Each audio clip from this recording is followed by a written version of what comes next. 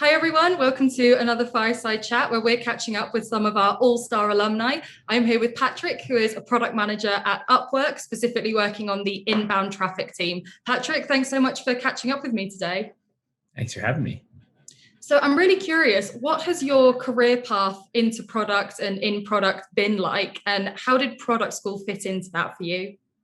Yeah, so I don't really think there's like any number one path into product. There's so many different ways in, but I had an unusual one. I studied film in college, cinema studies, and I was like studying documentary film production and sort of like film theory and media theory. And I got out of school, I was living in Indonesia for a couple of years, teaching English there. Yeah, and working on documentary films, and came back to the States and kind of realized like I don't really want to move to New York or LA or move into that industry, and knew that I had worked at startups when I was in college, and kind of wanted to get back to that. So I took a job at a startup that's sort of like a health tech insurance startup, and worked in customer support there, and did that for about 2 years. And that got me out to San Francisco and got me exposure to like all the different functions. And I wasn't even familiar with what product was when I took that job. So that kind of allowed me to get closer to engineering, to marketing, and to product. And I kept on hitting it off with product managers, and was very interested in the kind of like multidisciplinary nature of the work, where you have to have some technical grounding, you have to have some ability to think in terms of like user science, and you have to be able to communicate business value as well and prioritize based on that. So I got pretty intrigued by that and took the product school course to hope in hopes of making that transition. And what I found it really helped with was it gave me like the fundamentals and the sort of mental frameworks to use to make decisions and to frame up business cases to the business. And from there, I was able to kind of take on more product adjacent work in my role as a customer support agent. And that started with like prioritizing bug fixes based on user value and user impact, and the amount of sort of like comments that we were seeing, as well as like derailed user experiences based on the funnel data. And then that led into a bit more work with sort of like in development of product. We were developing a big flow for an onboarding funnel. So I was able to get involved in that, and that gave me more exposure from there. And eventually I sort of realized that I wanted to join a more developed product organization at a larger company that had a lot of mentorship available. So I started applying for roles, and I would say this is the hardest thing about product school. This is the thing I warn everybody is like, and I think you guys do a good job of this. Like, product school is not like a coding boot camp where they're saying like, we guarantee you a job. We guarantee you a placement. It's on you. I had a lot of support from my cohort and everything, but it was like 18 months of interviewing, like I learned a ton over the course of that time about the interviewing process, and also about my job itself, as I was like working as an APM in my previous role. So I feel like I got better, and I also got better at interviewing. But eventually I landed a job at Upwork, and I've been there for about 2.5 years now. And since joining there, I came in as like a general APM to interface with the marketing team. And I was working directly on landing pages when I first joined, and have since taken a look at a lot of our sort of like backend systems and how we scale those using data science and machine learning. So that's where I'm at today, and I can dig in on all that, but that's kind of the TLDR. Excellent. Awesome. I really like the point you made about how like, yeah, we don't guarantee a job. And I think it's the number one lesson that I've learned through working in like the e-learning space is beware of any boot camp or course that says you will absolutely get a job, get this certificate and Google will come knocking and they'll want you. Like, it's always something to definitely beware of when you're looking at courses. So there's no such thing as a typical day-to-day or even a typical week in product management. But what does a typical day or week for you look like? Yeah, so I mean, it really depends on what's going on and this will change based on the size of company that you're at. So right now I'm at a publicly traded company with like 500 full-time employees, and we're a freelance talent marketplace. So we drink our Kool-Aid and we hire a ton of staff off the marketplace. So we're essentially like a 2,000 person company. We're publicly traded, and we have a lot of sort of commitments to shareholders around the quarter. So our quarterly process kind of dictates like the major movements across the weeks. So right now we're in quarterly planning, and that means like a lot of strategic conversations between me and my direct stakeholders, my engineering counterparts, my design counterparts, my manager, to figure out what the best plan for the next quarter is. And we commit to things at sort of an epic level. And then we'll shift gears and move more into speccing things down to kind of like shovel ready specs that are ready for the engineers to move on. And then there's kind of like a handoff between that and engineering work. So usually we'll have some engineering work and development that I'm kind of helping to shepherd through as a product person. I don't run the scrums, but I'm a participant in them. And I'm kind of the approving party for a lot of like spot changes or decisions that were not in the spec as they end up changing the user experience. So there's kind of a few hours of that every week. And then there's usually some forward-looking work where I'm scoping a new feature or I'm scoping a test. And that will involve some user research or data analysis. And then I think the funnest part of that is like synthesizing the problem statement, synthesizing the solution space, and saying like, hey, like, we believe this is the issue, we believe this is why it's happening, and we believe that this intervention will work, and here's how we're going to measure it. And that ends up being the most satisfying part of the work, in my opinion. So that's stuff that I really thrive on. Amazing. And something interesting that I picked up on there, where you mentioned that you sort of, where you said you drink your own Kool-Aid and you're hiring from the Upwork talent pool. Is that something that you do like within your product team as well? So we have hired a few people off of the platform for product, and we have a couple who have tracked onto full-time engagements as well. And we have a few who, because of the nature of our business, will continue to work off of the platform. We're like super like multinational in nature. So I have a counterpart who's in Lithuania, who's a product manager on our team. And because of like international tax regulations, it makes the most sense for him to continue to contract as a contractor on the platform. But I also like, that's one of the coolest things about my job is my head data scientists are in St. Petersburg and Cairo, and my engineering manager is in Buenos Aires. So we're kind of all over the place, you know? Mm-hmm. I bet, well, I guess that must be especially helpful as you've got such an international product. Having an international team building it must just be such a benefit. Yeah, for sure. It's definitely, it forces us to like think as to how we can serve all of our users, you know? Definitely. So circling back to when you were with us at Product School, Sure. What was your experience like with your instructor and with your cohort? Yeah, so I had an amazing teacher. Her name's Ramya Amancharla, and she, I believe, just began at Chime, and she was in between jobs. So we caught her at this amazing time because she just had so much experience as a product manager. And I believe she was, I think she was at a director role in her former role. So she like really understood product organizations as well.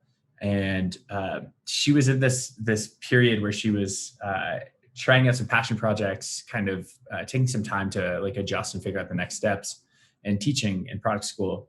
And she just gave us so much of her time and attention. And she really was a fantastic teacher in the sessions that I believe they were 4 to 5 hours a week.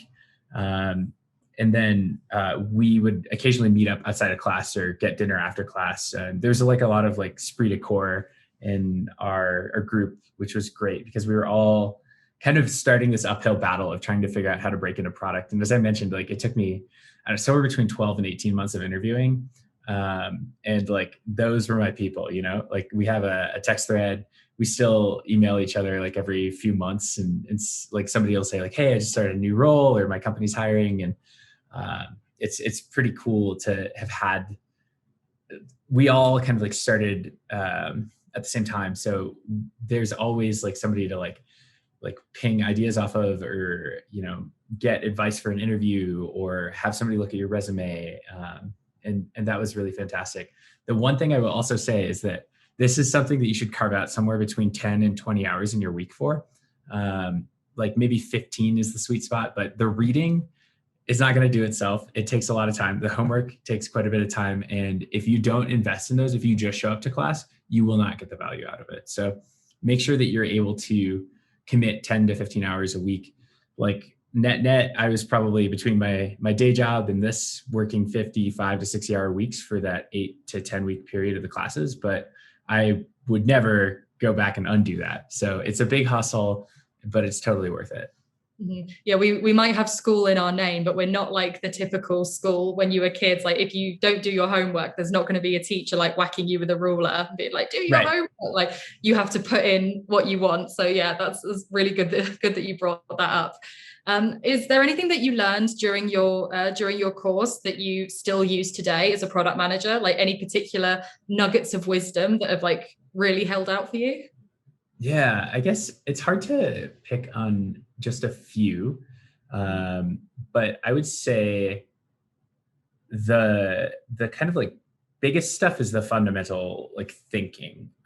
So I would say one of the biggest things that Product School is really, really strong at instilling in us as product thinkers is this idea that you cannot assume what the user's need is. And in fact, there's really many ways to get to a better understanding of that. But the best is to observe actual behaviors and to get raw data and to understand what's happening with users, why they're making the decisions they're making, what are the sort of natural paths, where's the water sort of flowing down the river, and what are the boulders in the way, before you start to hypothesize as to like, what is the right feature to build, what is the right change to make, what's going to be the most impactful thing for users. So I think, oftentimes it's tempting to say like, oh, I've got this great idea.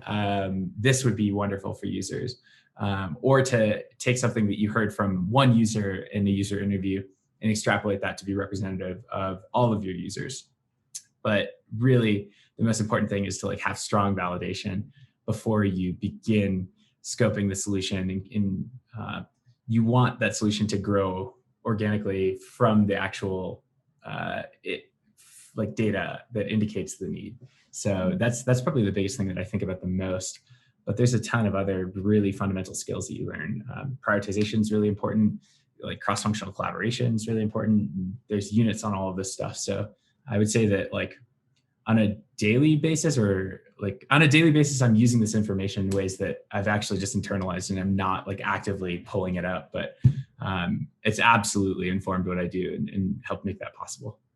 Okay, fantastic. And like as you mentioned, there are very few shortcuts to landing a job when it comes to doing interviews. Is there any advice that you would go back and give yourself when you were going through those months of interviews? There's nothing that's a shortcut, but anything that would have made it easier or anything like that. Sure. I guess there's two things I would say. One is like the advice I would give myself is to be patient and to like know that it's going to take a while. And yeah, I think I was hoping like 3 to 6 months. And I had a lot of like friends who kind of like helped me keep my spirits up through the process. And I am so thankful to them for the support. And I think if I were to go back, I would just set expectations with myself and say like, hey, like, the course took 2 months. Now it's the hard work has just begun, and expect this to take a year to like build the experience in your current job, to demonstrate that value, to like build your own mental models on top of what you've learned in school, and continue to like find the right opportunity. So I would definitely say like expect it to take a while, be patient. And then the second thing that did work for me and that I would encourage other people to do is like, don't be another name in a pile. Like don't airdrop an application. find some person that you can connect with at that organization, and try to be transparent about it too. Like, nobody wants to have their time like wasted on some like duplicitous thing where it's like, oh, I want an informational interview, and really that's just like a cheat to get an interview and get my foot in the door. Like ask a question that you can ask genuinely of that person. And like the place that I would encourage people to think about that from is like, you're also shopping organizations. You're trying to pick where you want to go. And like, obviously your decision space and your option set are going to be a bit limited as you're coming into this career for the first time, but you want to learn about how product is done at these places. So I do find that it's useful to like reach out to people with questions there. If there's people in the organization who are similar to you in level, or who you have some sort of thing in common with, whether it's like maybe you're alumni or you've got a mutual connection or something, then like find a way to like have a conversation with somebody there. And just be respectful and understanding that they may not have the time for that. And don't take it personally. But if you can find any human connection, that's always been much more valuable to me, both like in terms of gaining insight on the organization, figuring out if I want to move forward, and then also in terms of like gaining somebody to like champion you as you move through that process. So I tend to like offer that pretty freely of my time whenever somebody reaches out to me. So I think of it as like a pay forward thing as well. So I would also encourage you, if you're in a position to do that yourself, whether today or in the future, to also do that. Absolutely. And it's actually a really good way to start practicing that very key product management skill of making human connections with people. Like, that's something that no product manager can do without. So if you're getting in that practice before you're even in the door of the company, all the better. Sure. So we touched briefly on how you were having to balance a full-time job and do your studies at the same time. Obviously it's not easy, but like you said, it's absolutely manageable and worthwhile. What were some of the tactics that you used to kind of keep the balance and your sanity at the same time? Oh man, I don't remember it being very hard in terms of like tactics so much as just like I had to prioritize it. Like, so I made it clear to myself that like this is going to be a priority. I'm a pretty like free form guy. I hate having my free time super scheduled out. Like, it's never been a good thing for me. So I just kind of knew like, okay, if I'm on the bus, I have to be working on the homework and reading, or like if I've got a few hours on Saturday, I have to use that time to make sure that I'm prepared. And then I also like set expectations with friends and family. Like, hey, like I'm in this course, I know it's going to eat up a lot of my time. Like, I have to go study. And like, I still love you and want to spend time together. So like, please understand that this is important to me. And that was really fantastic too. Got a lot of support from that too. Sometimes also, like one thing I did, this is maybe less relevant now, is I just stayed in the office late. And I would work there because it was a work environment, and it kind of like kept me in that focus space. So that was also something that helped me to like find the time, the space, and the like mental attitude to get it done. Mm-hmm, absolutely.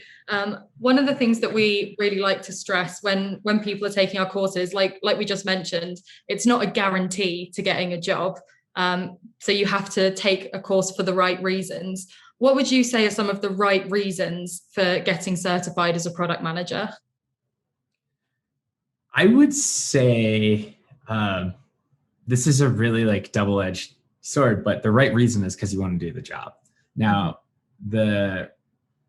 that's a hard question to like answer appropriately, because you have to understand the job, which is hard to do without seeing it happen. So the people who I think people reach out to me as a Product School alumni on Facebook, and most of them who appear to be like the best prepared for this course and the best aligned to the value of the course and like on the right track for the right reasons, have had exposure to working with product. They work in an organization that has a product function, and they like see what that function does. They've talked to those people. Maybe they have some mentors outside of that organization in product, but they understand what product is.